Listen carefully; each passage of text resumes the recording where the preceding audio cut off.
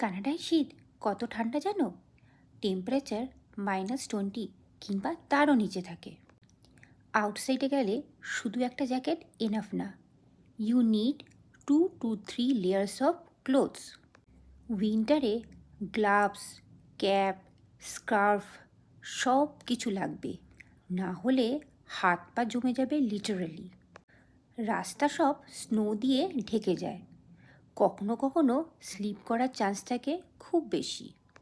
উইন্টারে ড্রাইভিংও খুবই ইজি নয়, snow tyre লাগাতে হয়, না হলে রাস্তা কিন্তু খুবই ডেঞ্জারাস। কিন্তু একটা গুড পার্ট আছে, স্নোফল দেখতে কিন্তু ভারী সুন্দর লাগে।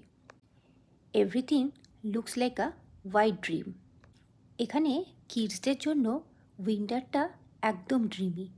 কিডসরা স্নোম্যান বানায়, স্নো ফাইট করে, আর উইন্টার ফান তো আছেই।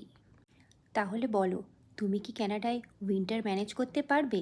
কমেন্ট করো yes or no. Subscribe for more Canada Life videos.